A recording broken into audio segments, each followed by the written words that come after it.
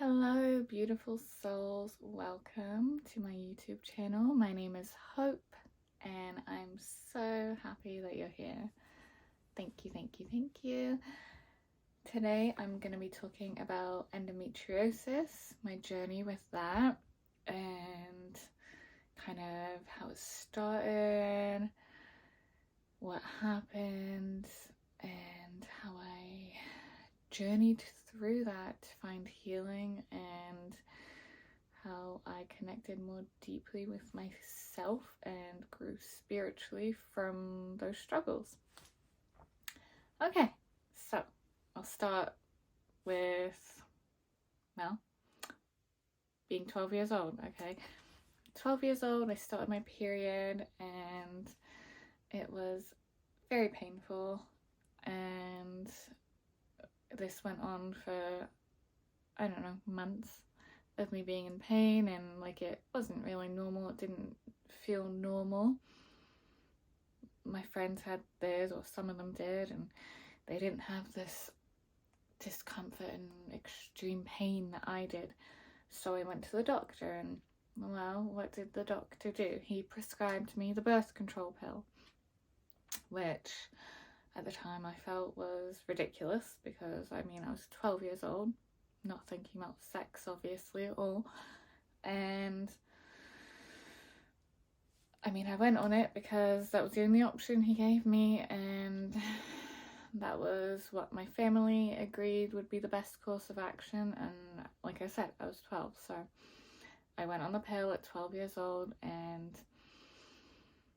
I don't know, it seemed to help a little bit, but then it was painful again, so I tried the implant instead, and then my cycles were all over the place, and I was bleeding for months at a time. And so then I went back to the pill, and things kind of stabilized, but I still had this pain. And so the years went on, and through all of this, like every month I'd be missing school and missing events with friends and all these things. Usually, like if the first few days of my cycle fall on a school day, then I would. And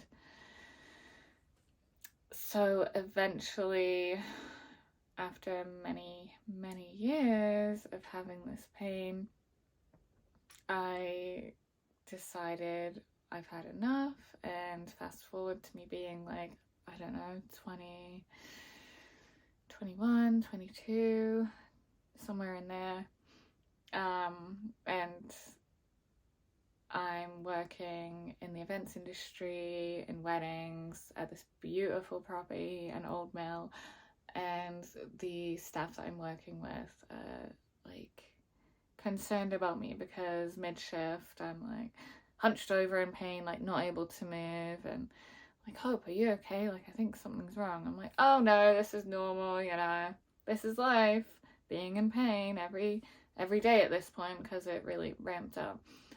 And they're like, Hope, that's not normal, you should go and see a doctor. I'm like, oh, it's fine. Anyways, it got to a point where I eventually had to leave that job, because physically it was too much and my body made me stop, and like I just couldn't do it anymore. So at that point I'm like, all right, life is giving me a wake-up call, I need to investigate this further. So I got a referral to a gynecologist from my family doctor, because obviously my family doctor wasn't going to help me at all. He hadn't so far. I'd seen doctors in Canada, England, Canada again, various doctors. None of them helped with this. All of them had the same answer: go on the birth control, the implant, whatever other form of hormonal therapy. It wasn't working. It didn't do anything. Neither did over-the-counter medication. And at one point I was taking like codeine and stuff for it, and I was still in a lot of pain. I felt loopy, like I wasn't with it, because I'm taking like these pain medications, but I still had the pain even through that, and it was like numbed, because I'm like not really with it, but like that's not the life that I want. So I see I sought out different answers and tried to really figure out what's going on. And I had a few people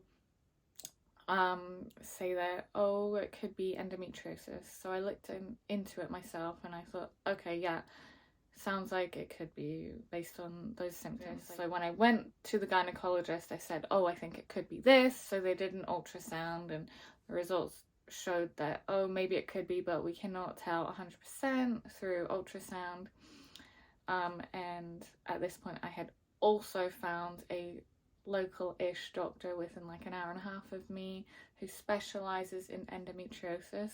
So I said, okay, thank you, because they just recommended again the pill. And so at this point I had actually come off the pill, because I'm like, this isn't helping me, so there's no point in me continuing to put this into my body when I don't want it. I might want to start a family soon. I don't want to be on the pill. It's not helping my periods. I'm not in any less pain. So I wasn't on it again. I wasn't on it. They recommended I go back on it. I'm like, no, that's not the answer for me. I know that there's something else. So I saw a specialist, and he did another ultrasound, and again, he said the same thing. I think it's endometriosis. He did like external exam on my abdomen, internal exam, all that awkward stuff, you know, that you kind of just get used to, and you're like, oh great, another doctor, welcome, hello, this is my life. Anyways, then he recommended surgery, and he said this is the only way to tell for sure if you have endometriosis or not. I really think that you do, and if you do, then we can take it out, and hopefully you won't experience pain after, but after the surgery it could come back, and so this might not be the end of it. And I said, is there any way to cure it? Oh no, not really. And I said, oh, some people say that after having kids can cure it. He said, yeah, that's not really what my research has shown.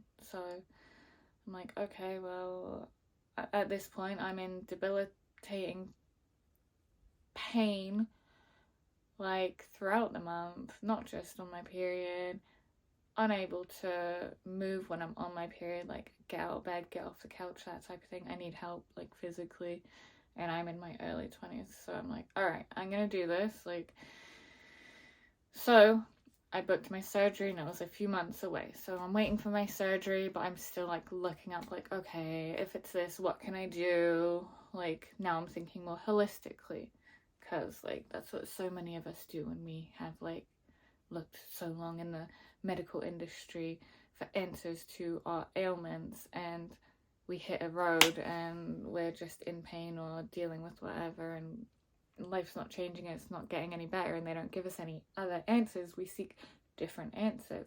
So I saw a naturopathic doctor, and that was very enlightening. Naturopathic doctor told me she didn't recommend surgery. She recommended these different diet and lifestyle changes, which I did implement. Things like the anti-inflammatory diet, which I have a blog post about that I will link below, and if you'd like, I'll do a updated video, because that was a long time ago, and I've kind of obviously continued to research and all that and implement more and all that, as well as like cutting out endocrine disruptors like plastics and synthetic fragrances and different things like that. And again, if any of these topics that come up in this discussion kind of spark an interest in you, then let me know, and I'd be happy to share more about them. Let me know below. So I did all these changes, and I did start to see a difference for sure in my level of pain, but I did still have quite a lot of pain. And when the time of my surgery rolled around, I had such a internal debate, like, do I do it? Do I not? Like, I was still in so much pain.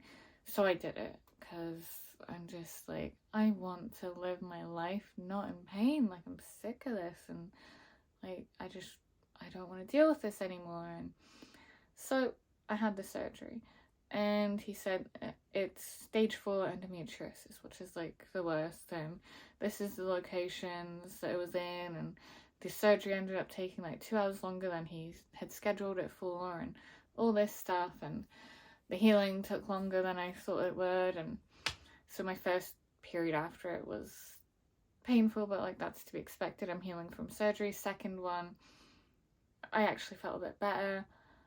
Third one, again, I felt like kind of the same, bit better.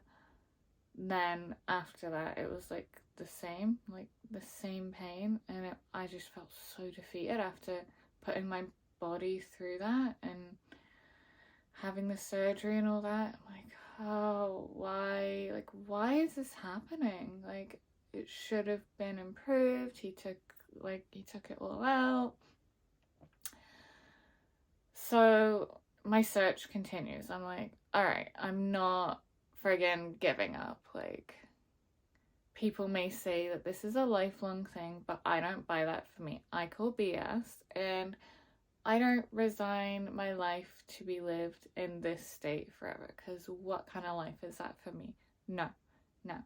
So I looked further into it, continued to implement these changes that the naturopathic doctor recommended me, continued to, at the same time, deepen my practices of movement, exercise, yoga, and decreasing stress, meditation, breathing exercises, and all of these things made a difference for sure. It was such a journey. Like, everything made a bit of a difference, and like, okay, I'm starting to feel better, but I'm like, okay, like, I want to feel good, like, not just like, all right, you know? It got to the point where throughout the month, I feel good. I'm feeling good. That's awesome. I've made so much progress. I've learned so much, but I'm still in so much pain on my period, and I'm missing work still. So I keep looking and searching, and now it's leading me down different pathways of more like spiritual things, like Ayurvedic healing. When I went to India to do my yoga teacher training, I studied Ayurveda, and I had a consultation with one of the top Ayurvedic doctors, and it was just very eye-opening and so interesting to see the whole mind-body-spirit connection of Ayurveda, which is the sister science of yoga.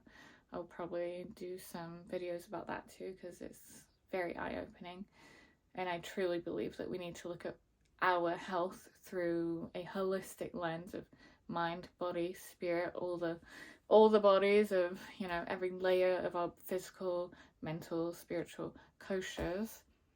And while I was in India, we also learned more about the chakras and what your body, mind, and spirit is like when you are balanced, and your energy centers are flowing freely, and what you may be like in your body and your mind if there's a blockage in one of your energy centers. And I had already been studying this before I went to India, and this just deepened my knowledge in it, like studying it there, and like doing these healing experiences there for myself, and having confirmation that, okay, I feel like I'm blocked in these certain lower chakra areas of my body, and I feel like that's connected to the endometriosis, and having confirmation from the Ayurvedic doctor and from a classmate who's an energy healer there. And it was all just beautiful confirmation, and like, okay, I'm doing the right things, looking more deeply into the spiritual aspect and the mind aspect, like what within me is causing this, what beliefs, what you know, all of these things, what from my lineage is causing this, from my ancestors, what traumas may be in my body that I'm storing from myself or my ancestors that I could release, that like could help me heal. And this led me down the path of ancestral healing and womb healing. And so I came back, and I was invited to a womb healing ceremony with my beautiful friend Sarah, and so I went to that, and there was, I think, 8 women, and we went through this beautiful womb healing ceremony, and it felt powerful and transformational, and it was beautiful. And I, like, again, another thing on my path that made me feel like lighter, like that took a layer of this pain and this blockage out of my body, and like with each thing that I did and found and practiced, I implemented, and all these things, I just felt better and better and better. And so I was also at the same time led to ayahuasca. I had been hearing about it for, well, probably a year from various other YouTubers that I follow, and how it helped to transform them spiritually, physically, all this. And I had been considering it for a long time, and then I saw an ad pop up on Facebook. There's a ayahuasca shaman couple in my area that's offering it. So I said to my husband, should we do it? What do you think? We mulled it over for a couple months, and I'm like, okay, we're gonna do it. So we did it together, and it was a beautiful and transformative experience. Definitely wouldn't recommend going to anything like that on your own. Having someone there with you, like I was with it the whole time. I knew what was happening. It's not like drinking and you black out and, you know, you don't remember stuff. You know what's going on, but you are in a vulnerable state, and I just want everyone to be safe and aware that, you know, there is risks of doing that. And unfortunately, in that space, there is people that prey on those vulnerable states within people. So always be safe, and only do it with someone that you absolutely trust. Yeah, just wanted to add that little bit in. Moving on. Yeah, definitely found it very transformative. I did it twice, and definitely felt like I released some ancestral wounds at the ayahuasca ceremony and at the womb healing ceremony. And so that was just like a great spiritual cleanse. And then after I think it was after the womb healing ceremony and after my first ayahuasca ceremony, I had heard about Kambo, and this is an animal medicine. So Kambo is like a secretion from the back of a frog, and like I will probably do a whole video about what Kambo is, how I decided if I was going to do it or not, like as a vegan, and all that, and my experience with it. If you want to know more about that, let me know. But yeah, it was such a cleansing, like physically, I think, like spiritually too, for sure, but physically you purge. Like I puked a lot. Those little like garbage pails, I like more than halfway filled it up from vomiting bile. Like I didn't know that that was possible for a human body to have that much bile in its system. It was disgusting, and like throughout it was very like challenging. Like I honestly couldn't move at one point. I'm like, am I gonna make it? Like, which I think Ashley, who was leading the ceremony, she like saw in my eyes like the fear. She's like, it's okay, you're gonna make it through this. We're here with you, everything's okay. But yeah, it was very intense, and probably not for everyone. I don't think it is, but for some people like me, it's worth it. And I think it helped so much cleansing my physical body of all of this gunk that was like my body was holding onto, that I had to release. So I did that, and then I think I did one more ayahuasca ceremony after that, and then I did a 10-day silent meditation retreat, which was a great cleansing for my mind, all of that time in silent meditation. And a couple months later, I found out I was pregnant. And I didn't know if this would ever be possible for me. Like, I'd been off birth control for years at this point, and struggled with like, oh, is this gonna be possible? I don't know. Like, so much angst and anxiety and depression around like, will I be able to be a mother and birth children on my own because of this condition that I have? I don't know. And when I went through all of these mind, body, soul cleansing, I was able to release that pressure from within of will I, won't I don't know, and be okay with whatever happens will happen. I will be a mother, however that happens. May it be having biological children on my own, or adopting, or one of the other options. I'm okay with that, and it's all good. And through that acceptance and through all of this cleansing, I got pregnant, and I had a healthy and happy, beautiful, connected pregnancy.